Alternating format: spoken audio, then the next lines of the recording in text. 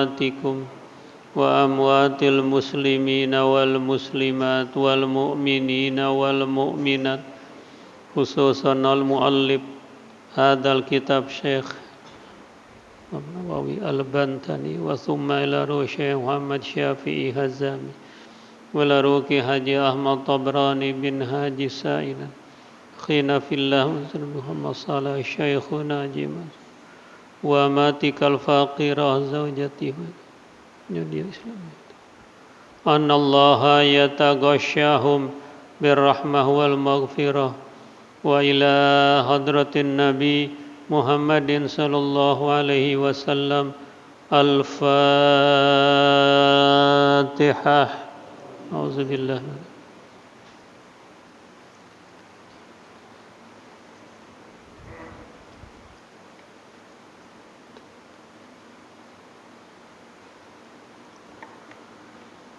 بسم الله الرحمن الرحيم الحمد لله رب العالمين والصلاة والسلام على أشرف الأنبياء والمرسلين سيدنا وشفيعنا وحبيبنا ومولانا محمد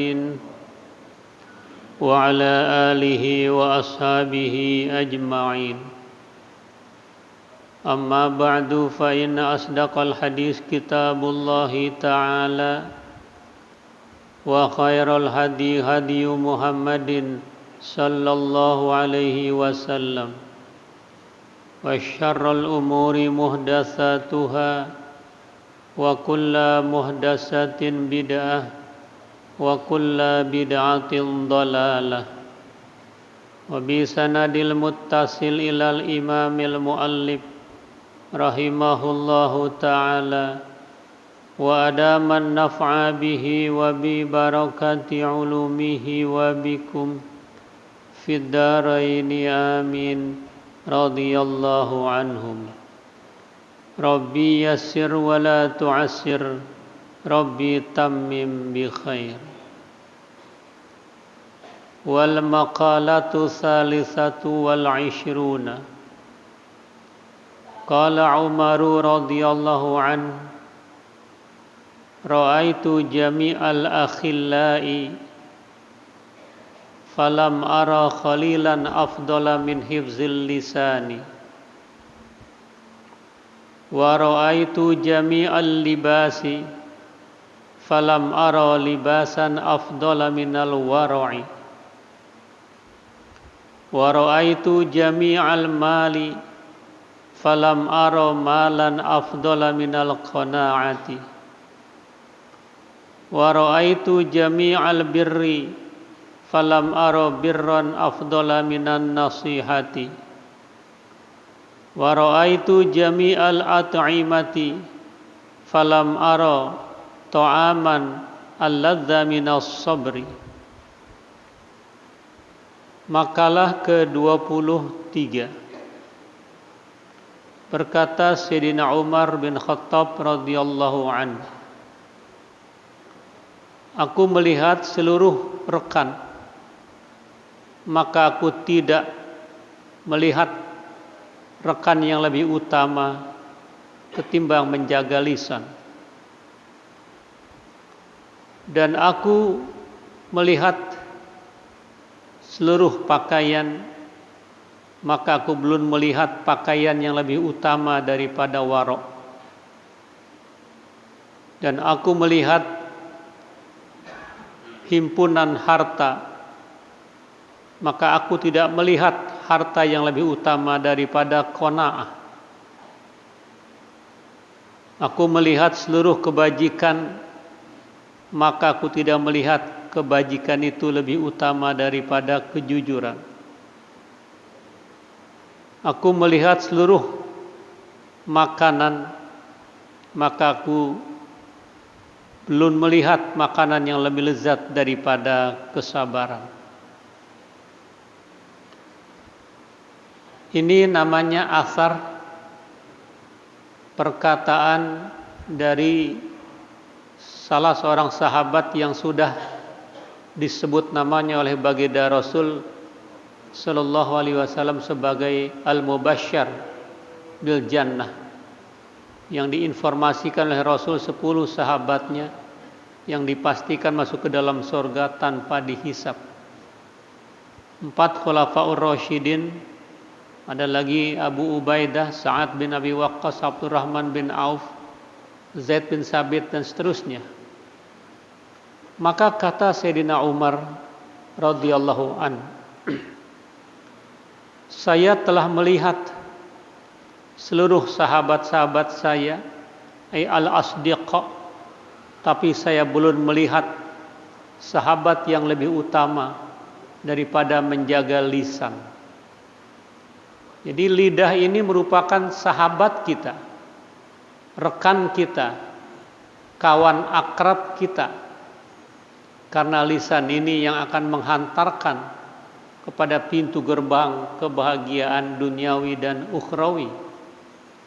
Tapi dengan lisan juga bila tidak bisa dijaga, dia liar seperti labu gak dikebonin, ngaprak kemana-mana, sehingga membawa hal-hal yang negatif.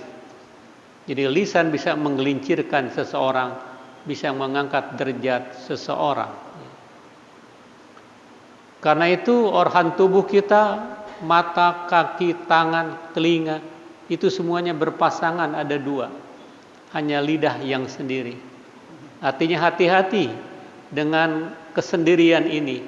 Dia bisa menggelincirkan kita, dia bisa juga membawa kita kepada kenikmatan. Semuanya bertulang, hanya lidah yang tak bertulang, sehingga tak terbatas kata-kata gitu kan ya. Wa kam baina 'abdin sakata tasawunan 'alal kidhbi wal ghibati wa baina 'abdin sakata listilai sultanil haibati 'alaihi. Berapa banyak di antara hamba ada yang berdiam, tidak komentar karena takut terjebak pada kedustaan dan ghibah. Diam lebih baik ketimbang bicara kemana-mana, bicara di mana-mana tanpa terkontrol dengan lidah yang tak bertulang itu. Dia buka aib orang lain padahal aib dirinya begitu besar dari aib orang lain. Dia berdusta kemana-mana, dia kebohong di mana-mana. Karena itulah terkait dengan Idul Kurban. Kurban itu dekat mendekat.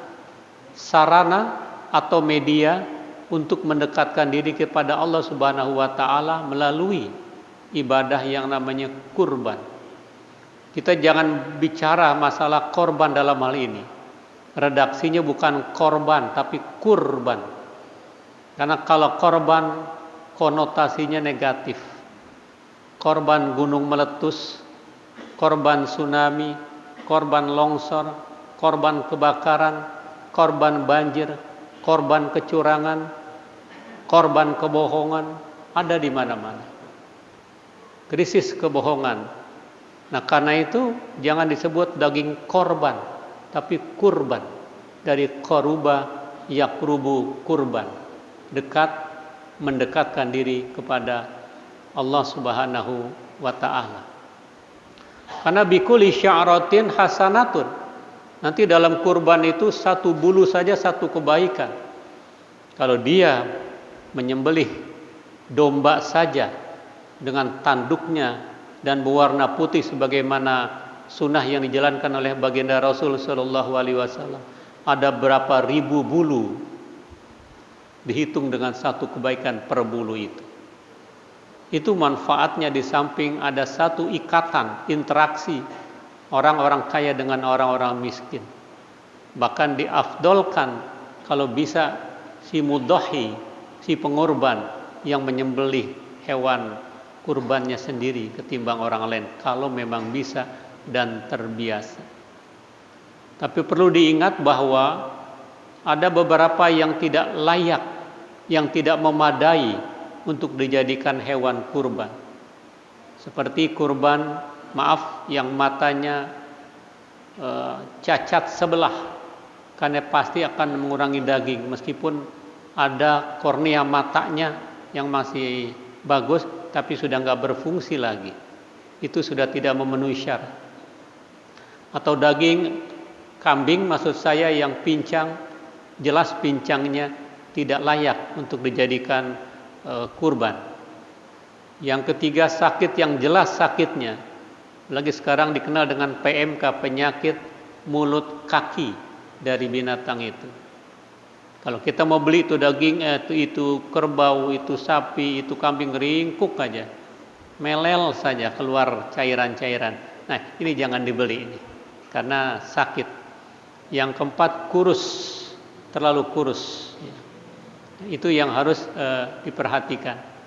Di samping kesunahannya, si penyembelih menghadap kiblat, kurbannya juga menghadap kiblat. Lalu tidak boleh seseorang yang motong di rumah dijadikan kulit, kaki, kepala sebagai upah potong. Haram. Upah potong bayar sendiri. Kalau mengasih hadiah, apakah kaki atau daging silakan. Tapi jangan pernah dijadikan sebagai upah untuk memotong. Itu hukumnya haram. Jadi tidak boleh menjual apa yang sudah dia ingin kurbankan itu. Nah, ada hamba Allah tadi yang dia berdiam karena menjaga, memelihara min anil kidbi, daripada kedustaan, daripada ghibah. Ada juga wa baina abdin sakata, ada sosok seorang hamba Allah yang diam listilai sultanil haibah, karena dikuasai oleh pangeran, oleh sultan, oleh raja dengan kehebatannya. Dia jadi nggak ngomong karena memang dibelenggu untuk ngomong. Jadi ada yang tidak ngomong karena takut berbuat dusta, takut melakukan menggibah orang lain. Ada juga yang tidak ngomong karena memang disumpel, jadi nggak bisa ngomong. Ya.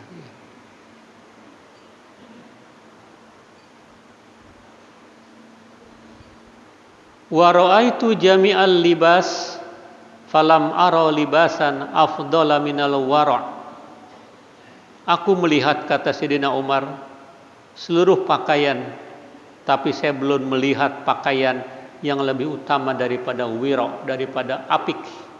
Itu pakaian orang-orang soleh, orang-orang salafus soleh, ya ini apik dalam kehidupannya. Jangankan melakukan yang haram, yang syubhat pun dia tidak mau, karena menjaga dirinya. Qala Ibrahim bin Adham, berkata Ibrahim bin Adham, sosok sufi yang soleh, semula dari orang kaya, akhirnya dilucutkan, dilepaskan kekayaannya, dia mengabdi, ingin mendekatkan diri kepada Allah, maka menggeluti dunia sufi. Apa kata beliau? Al-wara' tarku kulli syubhatin. Wara' itu meninggalkan tiap-tiap yang syubhat tadi.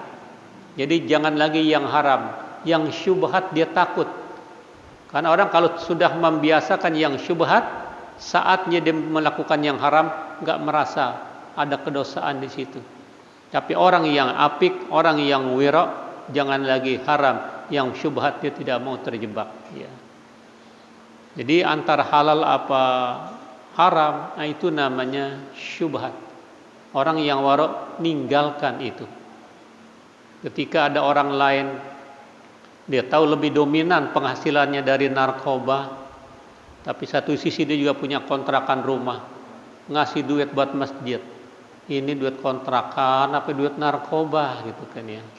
Nah, kalau orang-orang yang soleh, biasanya ada sedikit keringat, isyarat jangan terima uang itu. Itu kalau orang-orang yang wara', dia takut menerima itu karena lebih dominan penghasilannya dari narkoba yang musuh negara itu. Amma tarku ma la yanfa'uka fahuwa tarkul fadalat. Adapun meninggalkan apa-apa yang tidak memberikan manfaat kepadamu, itu namanya meninggalkan kelebihan-kelebihan, ya. Qala Rasulullah sallallahu alaihi wasallam li Abi Hurairah. Telah bersabda baginda Rasul sallallahu alaihi wasallam bagi Abi Hurairah.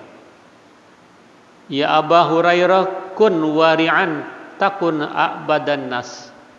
Wahai Abu Hurairah, jadilah kamu orang yang wara', niscaya kamu akan menjadi hamba Allah yang paling giat ibadahnya.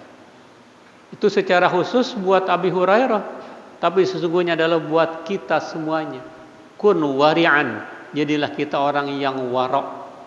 Jangan very koloso, nyerempet bahaya, jangan. Karena itu untuk menjaga sholat 5 waktu, kita harus jaga dengan sholat sunnah. Apakah rawatib atau ghairu rawatib, apakah muakkad atau ghairu muakkad. Sama ibadah lain seperti itu. Seperti kurban ini, hukumnya sunnatun muakkadatun alal kifayah. Dia sunnah muakkad tapi juga al kifayah. Artinya satu keluarga ada 7 anggota, dipandang cukup yang berkurban hanya 1 orang, tidak usah 7-7-nya. Kecuali duitnya nggak ada serinya, berarti nggak laku tuh duit, nggak ada serinya gitu. Artinya kaya banget, melimpah banget. Nah, bagi dia layaklah beli seekor sapi, ya. Tapi jangan sapinya saja diserahkan ke panitia, upah potongnya juga jangan nyusahin panitia, gitu kan ya. Nah, bagi mereka itu bermanfaat kehidupannya, ya. Karena semuanya itu bukan saja untuk kepentingan dirinya, tapi adalah kepentingan masyarakat. Dalam Islam, ibadah apapun punya manfaat buat orang lain. Jangan lagi sesama muslim, non-muslim mendapatkan manfaat dari kegiatan aktivitas umat Islam. Sekarang saya Idul Adha ini, nggak semuanya agen-agen itu adalah orang muslim. Banyak yang bukan non-muslim. Dia memanfaatkan momentum untuk berbagi, untuk mencari keuntungan. Dari siapa itu? Dari umat Islam. Dari rokok saja, siapa pemilik besarnya itu? Per hari laku 9 juta bungkus seluruh Indonesia. Siapa yang bikin kaya mereka? Kita sendiri, gitu kan. Jadi semuanya apa yang dilakukan umat Islam ini menguntungkan pihak lain. Jadi karena itu jangan cubit-cubit umat Islam. Ya, jangan menyakiti hati umat Islam, ya. Karena hidupnya membawa manfaat, ya, buat orang lain, ya. Itu kata Rasul kepada Abi Hurairah, kun wari'an takun a'badan nas. Wa ra'aitu jami'al mali falam ara malan afdala minal qanaati. Aku melihat himpunan harta itu, maka belum aku melihat harta yang lebih utama dari qanaah. Qanaah ini merasa cukup. Dia tidak pernah mengeluh kepada orang lain. Dia hidupnya pas-pasan tapi berkah. Karena ternyata memang orang yang hidup pas-pasan orang kaya itu, karena hatinya merasa cukup dengan apa yang ada. Dia nggak punya deposit, dia nggak punya tabungan, tapi begitu dia perlu duitnya ada. Enak hidup pas-pasan. Ketika mau beli rumah duitnya ada, ketika mau beli sepeda duitnya ada, ketika mau pergi haji duitnya ada. Dia nggak punya deposit. Kadang-kadang kalau orang alim buka kitab ada duit sesuai dengan kebutuhan dia. Siapa yang kirim itu kan? Ya, disitulah Allah menolong hambanya yang tinggi rasa tawakalnya. Ya. Nah, maka kata Sayyidina Umar bin Khattab, aku belum melihat harta yang lebih utama daripada qanaah. Artinya merasa cukup dengan apa yang ada. Lagi-lagi terkait dengan pemanfaatkan daging kurban ini, bagi si pengurban silakan makan. Fakulu minha wa atimul qani' wal mu'tar. Makan seperlunya saja, sedekahkan kepada orang yang qani', qanaah, artinya nggak pernah minta-minta, dan kepada orang yang minta-minta. Itu kan luar biasa tadi dari daging kurbannya, efeknya itu memberikan manfaat. Bahkan bagi non muslim, kalau itu punya kita, bukan panitia, kita boleh berbagi. Karena ini bukan zakat fitrah. Ya, kita boleh berbagi kalau itu milik kita. Tapi panitia nggak boleh karena bukan punya panitia. Panitia skala prioritasnya adalah fakir dan miskin yang muslim. Nah, ini luar biasa kegiatan-kegiatan di dalam ibadah, di dalam aksi-aksi sosial punya efek yang bagus buat mereka itu. Jadi qanaah. Apa itu qanaah? Wahiyat tarkut tatalli' ilal mafqud wal istighna bil wujud. Qanaah itu meninggalkan menelisik kepada yang kagak ada. Yang enggak ada jangan dicari-cari, jangan diada-adain. Itu kan. Dan wal istighna bil maujud, merasa cukup dengan apa yang ada. Ya. Syukuri apa yang ada. Hidup adalah anugerah. Kan begitu. Jadi nggak pernah dia mencari-cari kenapa nggak ada. Itu bikin pusing itu. Ya.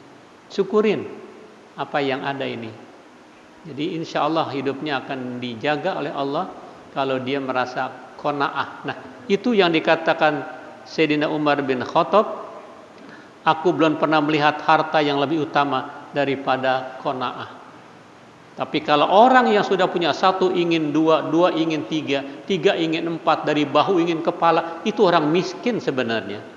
Karena selalu merasa kurang hidupnya. Nggak luas, nggak lega.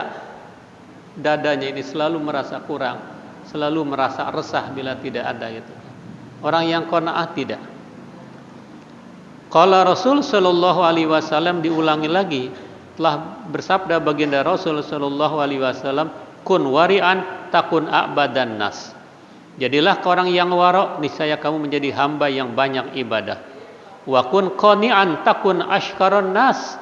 Jadilah kamu orang yang qanaah, merasa cukup dengan apa yang ada, nanti kamu menjadi orang yang paling bersyukur kepada Allah Subhanahu wa ta'ala. Hingga itu yang Nabi kagumi terhadap kita umat Islam. Ajaban li amril mu'min, inna amruhu la khairun. Aku kagum, kata Nabi, dengan urusan orang-orang yang beriman. Bila dia dikasihkan kenikmatan, dia bersyukur, itu lebih baik. Inna sobatul doro sobar. Kalau mendapatkan musibah, mendapatkan petaka, dia sabar. Itu tidak dimiliki kecuali hanya orang-orang yang beriman saja. Wa ahibba linnas ma tuhibbu li nafsik takun mu'minan. Cintailah manusia sebagaimana kamu mencintai dirimu, niscaya kamu menjadi mukmin yang sejati. Kita sayang enggak sama diri kita? Sayang. Ya. Begitu lapar kita makan, begitu haus kita minum, kan sayang sama diri. Begitu ngantuk kita mesti tidur. Ya. Nah, kalau itu kita perlakukan kepada orang lain, itulah mukmin sejati. Kita merasa resah, susah. Kalau orang lain di depan mata kita susah, kita nggak bisa bantu. Kita gelisah itu. Sebagaimana gelisah kalau kita tidak mendapatkan apa yang kita kepengen. Nah, perlakukan itu yang sama dengan sesama kita, terutama orang-orang yang beriman.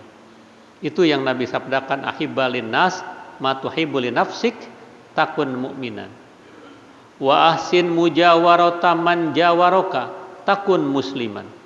Berbuat baiklah kepada tetanggamu, orang yang dekat denganmu, niscaya kamu akan menjadi muslim yang baik. Yang namanya tetangga, 40 rumah ke depan, 40 rumah ke belakang, 40 rumah ke kanan dan ke kiri. Kalau kita bisa berbuat baik, menjaga itu ketetanggaan, maka kita menjadi muslim yang baik, muslim yang sejati. Ini kita jaga. Terlepas dia agamanya apa. Kalau urusan sosial, urusan dia sakit, urusan dia susah, kita bantu. Tunjukkan Islam yang rahmatan lil alamin. Ya. Jangan nggak peduli dengan lingkungan. Kita harus ambil perhatian dari apa yang dialami oleh saudara-saudara kita itu. Wa aqil minad dhahik wa aqilad dhahik fa inna kasratad dhahik tumitul qalb. Sedikitkan tertawa, karena sesungguhnya banyak tertawa mematikan hati. Jadi orang kalau ngundang penceramah yang maunya ketawa melulu dari A sampai Z, itu mematikan hati, nggak menambah ilmu, nggak menambah takut sama Allah, nggak bertambah ibadah. Kalau niatnya ingin yang lucu, undang aja si bolot, undang aja yang lain gitu kan ya. Jangan sifatnya memancing segala macam, berarti rendah banget kedudukan ulama di samping pelawak gitu kan. Karena untuk menarik massa itu harus ada pelawak ya. Itu jangan lagi, pelawak mesti pada ngaji ya. Artis mesti pada ngaji ya. Nah, ini jangan banyak tertawa ya. Tapi sebagai selingan itu bagus. Juga jangan lurus saja, datar aja. Intonasi nggak ada, kemudian lagi ritmenya nggak ada, retorikanya nggak bagus, nggak juga begitu. Dalam penyampaian ceramah, khutbah, Jumat apalagi, jangan datar-datar aja. Datar-datar semua, suasananya enak, pakai AC lagi, yang sholat aki-aki semuanya, tidur pasti semuanya itu. Jadi boleh dengan permainan retorika, seni berbicara itu, supaya tidak bosan ya. Itu untuk menambah semangat orang sebagai selingan ya, dengan pantun-pantunnya itu sebagai selingan, tapi tidak melulu lucu dari A sampai Z, itu juga salah ya. Karena di sini dikatakan kalau banyak tertawa mematikan hati. Itu hadis Rasul itu. Wa ra'aitu jami'al bir falam ara birran afdala minan nasihah. Aku melihat seluruh kebajikan-kebajikan, tapi saya belum melihat kebajikan yang lebih utama daripada kejujuran. Jadi modal dasar adalah kejujuran. Ingin sukses, rajin dan jujur. Ingin berkah dalam dagang, rajin dan jujur. Nah, sekarang ini susah kita mencari orang jujur. Sarjana banyak, apalagi sarjono banyak banget. Tapi yang mencari orang jujur susah. Kalau dulu orangnya jujur-jujur, walaupun sarjana bisa dihitung dengan jari, tapi kejujuran. Sehingga usia 80 tahun tetap bisa baca, tetap badannya sehat. Tidak lagi terganggu dengan pendengarannya. Karena dia begitu dekat dengan Allah. Begitu akrab dengan Al-Quranul Karim. Begitu dia silaturahim. Begitu dia jujur dalam kehidupannya. Itu merupakan kebajikan yang paling tinggi dibandingkan yang lain. An-nasihah hiya sidqu, yaitu kebenaran atau kejujuran fil amal, di dalam amal. Intaha. Wal bir naw'ani. Kebaikan itu ada dua macam. Silatun wa ma'rufun. Silah dan ma'ruf. Fasilah tabarru'un bibadlil mal fil jihatil mahmudiyah li ghairi iwadin matlubin. Yang namanya silah itu ibadah, sedekah, mencurahkan harta dari berbagai macam arah yang terpuji tanpa minta ganti yang dituntut. Jadi ngasihnya ikhlas. Ya, ngasihnya memang karena Allah, nggak ada tumpangan-tumpangan lain. Nah, mestinya para caleg ngasih ikhlas, sedekah niatnya. Jangan mengharapkan yang lain. Ya. Jangan ngasihnya mengharapkan ngemis-ngemis suara, atau udah jadi aja ditinggalin kita. Suruh dorong mobil melulu, udah hidup mobilnya ditinggal, didadahin. Ya. Jadi curahkan itu, sedekah itu, mencurahkan harta dari berbagai macam sisi yang dipuji tanpa minta penggantian yang dituntut untuk itu. Jadi kalau semuanya sedekah nggak jadi dapat pahala kita. Ngasih kerudung, ngasih kaos, ngasih sembako, jangan ada tuntutan lain. Kalau dia menuntut dia nggak dapat, rugi, apalagi itu boleh ngutang dia duitnya, gitu kan. Rugi banget. Berapa banyak dulu nggak jadi, akhirnya menjadi stres, depresi, istri minta diceraiin. Itu juga musibah. Jadi jangan pernah mengharapkan penggantiannya dari Allah. Qala Rasul sallallahu alaihi wasallam, telah bersabda baginda Rasul sallallahu alaihi wasallam, jubilatil qulubu ala hubbi man ahsana ilaiha wa bughdi man asaa ilaiha. Sudah menjadi tabiat hati-hati manusia.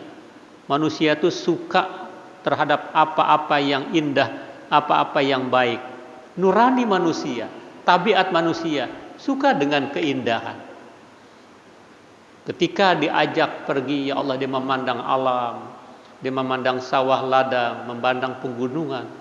Karena di Jakarta rumah kaca banyak, tembok banyak, ke kanan tembok, ke kiri tembok, belakang tembok, atas tembok, bawah tembok. Hingga banyak warga Jakarta yang bermuka tembok.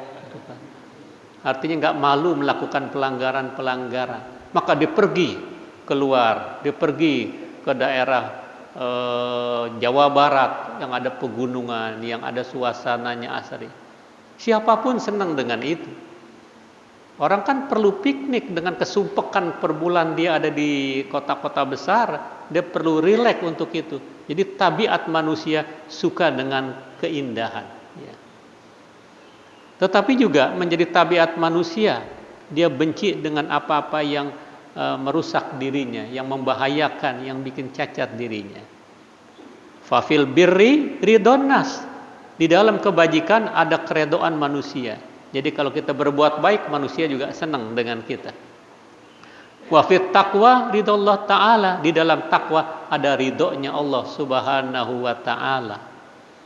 Wa man jama'a bainahuma, siapa yang menghimpun kedua-duanya, baik dengan manusia, baik dengan Allah, faqad tammat sa'adatuh, maka sungguh telah sempurnalah kebahagiaan dia. Ya. Wa ammat ni'matuh, dan meratalah kenikmatan-kenikmatan itu. Ya. Karena dia jaga hubungan baik, hablum minallah dan hablum minan nas. Wal ma'ruf nau'ani, juga ma'ruf itu ada dua macam. Ada qaulun, ada amalun. Ada perkataan, ada perbuatan. Fal qaul, yang namanya ucapan itu, yaitu thayyibul kalam, indahnya tutur kata, bagus komunikasinya. Kita kalau punya pemimpin bagus komunikasinya, cerdas, santun, enak ngelihatnya, gitu kan. Tapi kalau punya pemimpin yang nggak santun, yang nggak ibadah, yang terindikasi berbagai macam negatif, nggak enak kita. Ya. Itu tabiat manusia sudah seperti itu. Ya. Wa husnul bishri at-tawaddud bijami'il qaul, indahnya cerah muka itu at-tawaddud, kecintaan dengan keindahan tutur katanya. Itu Rasulullah indah tutur katanya, bagus perangainya, ya, begitu bagus komunikasinya. Itu ma'ruf dari dua hal, perkataan dan perbuatan. Wal amal, sedangkan amal huwa badlul jah. Artinya di sini dia mencurahkan kewibawaannya. Wal i'anah bin nafs, dan menolong manusia fin naibah, untuk kembali ke jalan Allah Subhanahu wa taala. Itu ma'ruf ada dua, bisa perkataan, bisa perbuatan. Nah, maka itu biar kita bermanfaat hidup kepada siapapun, lakukan sentuhan-sentuhan itu dengan ucapan, dengan perbuatan yang enggak pernah bikin orang jadi susah dengan langkah-langkah dan perbuatan kita. Wa ra'aitu jami'al at'imah falam ara ta'aman alladza minas sabri. Aku melihat himpunan-himpunan makanan begitu banyak, tapi saya belum pernah melihat makanan yang lebih lezat daripada kesabaran. Wasabru salah satu arkanin. Sabar itu ada 3 rukun. Pertama, habsun nafsi anis sukhti bil qada, menahan diri dari kemarahan dengan keputusan yang baik. Yang kedua, habsul lisan anil qauli sayyi, menahan lidah dari tutur kata yang buruk. Yang ketiga, wahabsul jawarih an-nahwi latamin wa syaqqi jaybin wa siyahin wa taswidi wajhin wa wat'i nahwin turabin ala nahwi ra'si. Yang ketiga, menahan anggota-anggota seumpama menampar, seumpama memecahkan, merobek-robek kantong, berteriak, menjambak-jambak muka, meletakkan sesuatu di tanah di atas kepala yang bukan mestinya. Nah, itu Ada 3 tadi masalah kesabaran. Ada juga sabar dalam ibadah, sabar dalam meninggalkan larangan Allah, sabar ketika mendapatkan musibah pertama kali. Itu juga 3 juga.